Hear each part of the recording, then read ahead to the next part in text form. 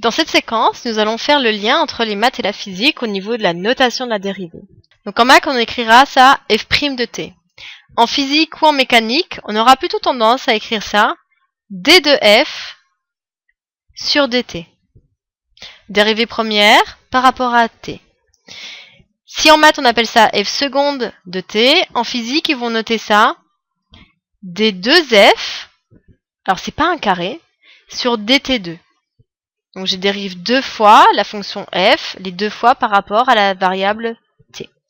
On fait un tout petit exemple pour la physique. Donc j'ai un circuit RLC que vous avez représenté ici à droite. On sait que I c'est d de q sur dt et que la tension E c'est moins L di sur dt. Et on aimerait exprimer E juste par rapport à q. Donc je vais repartir par rapport à ma donnée de E. Je sais d'après mon énoncé ceci, que E c'est moins L di sur dt.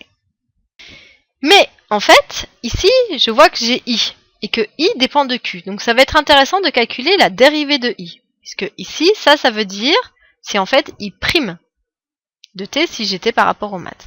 Je sais que la fonction I de t, c'est d de Q sur dt. Ça correspondrait en fait à Q' de t.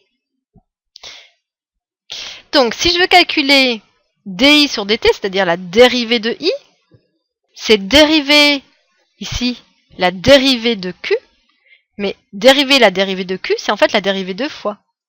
Donc faire la dérivée d de Q sur dt2. Donc je vais pouvoir remplacer ici.